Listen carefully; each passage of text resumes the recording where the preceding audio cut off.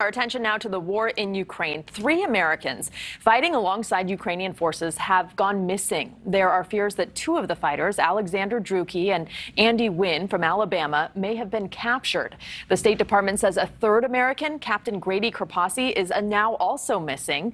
The Russian government denies detaining the 3 men, but Kropasi's father says he believes his son has been captured. Grady Kropasi Sr., Grady's father, spoke with NewsNation about his son.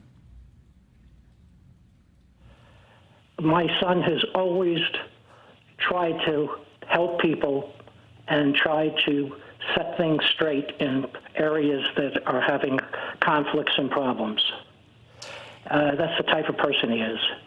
Yeah. He's well liked by the members of his Marine groups that he served under him and with him, and they describe him as a warrior.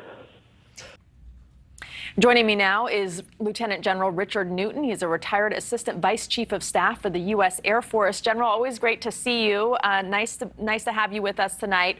What kind of negotiations are going on behind the scenes right now to free the Americans being held there, if any? Well, good evening, Ruta Bay. First off, our thoughts and prayers go with the families and certainly these 3 Americans who are reportedly missing at the point. But right now there is, I'm sure, back channel discussions going on between the U.S. State Department and I'm sure channels of communication that we have with the Russians. And we're presuming, by the way, the State Department has not yet confirmed that these 3 Americans are being held, that they are, quote, missing. But should they be in a held, say, prisoner of war status or hostage status, then negotiations you can anticipate are going to be ongoing now and certainly through the weekend. But let me just pause right there. This is not something that's going to be resolved in the next couple of days. This is probably a matter of weeks, if not months or so, I would anticipate anyway. But again, there's going to be some challenges ahead because the Americans want to avoid, and we want to avoid a direct confrontation with Russia. And there are no American boots on the ground in Ukraine. So that really complicates this whole situation. Right. I mean, let's talk about the actual idea of going there to fight. It's a noble cause. There's a lot of sympathy and empathy for the Ukrainians. But is it a good idea for Americans to take it upon themselves to go fight in a foreign war like this, whether or not they have military experience? Well, I think it's a bad idea, frankly. There's other things that Americans can do to help the cause of the Ukrainian government and the people, for that matter. There's non-governmental organizations. There's helping with food relief and so forth. Things that you can do even behind the lines, outside of Ukraine. We don't want to have Americans involved with the conflict now going on between Ukraine and Russia. It significantly complicates the Americans' position right now. Something that's happening tactically, if you will, on the battlefield, if these Americans have indeed been captured, now raises it really to the strategic level. Now you've got issues going on between capitals, between Washington, D.C. and Moscow and so forth. So no, we don't want Americans to, put themselves in harm's way, which will then compel us to have to do some very difficult negotiations to get them freed. So it really does complicate our position there at a time when the conflict is in my view, is at a really culminating point here, where Russia's starting to hold its ground in the east and Ukraine's starting to, try to, figure out how it can, take the Donbass area and so forth. So it's just really bad timing. Yeah, and there's also that 3rd American who's missing. We heard from his father. He did not surface in these videos and images we've seen. Does that concern you?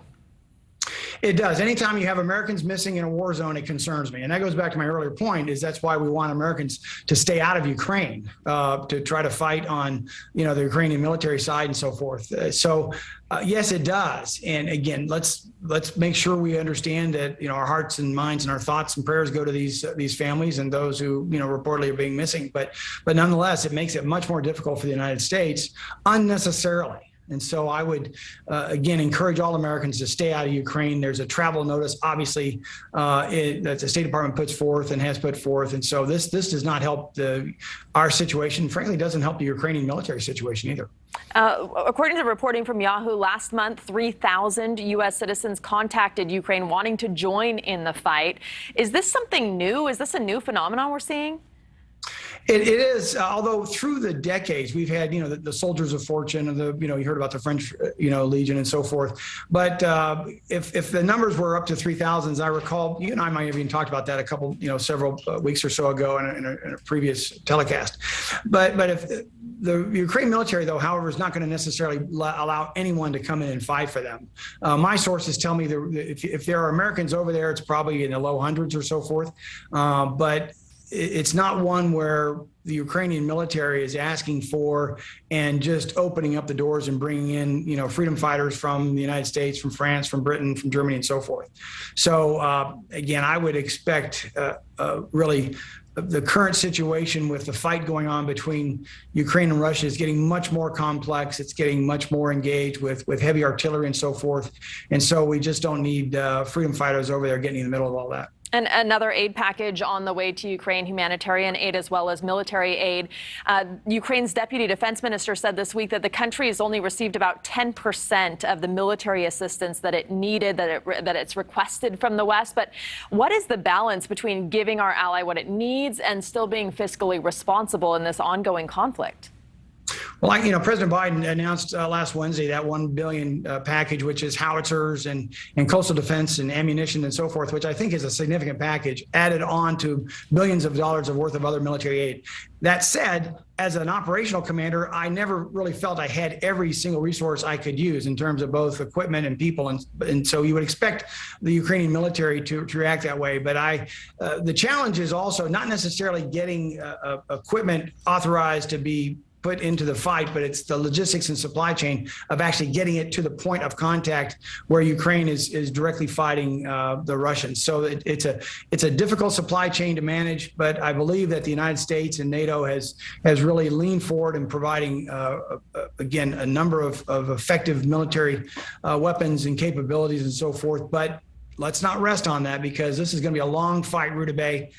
We cannot necessarily presume that those weapons that President Biden even announced last week are going to be enough. They're not going to be enough, especially as we turn this war into the late summer, fall, and winter and so forth. We've got to be able to provide arms to the Ukrainian military so that they can hold off and fight and, in my view, defeat the Russians in especially that eastern part Donbass area of Ukraine. And you said from the beginning this was going to be a long battle, a long war/invasion. Thank you for being here again tonight. It was great to see you.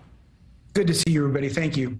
Thank you for watching. Go to newsnationnow.com to find News Nation on your television provider. And don't forget to click the red subscribe button below to get more of News Nation's fact-driven, unbiased coverage.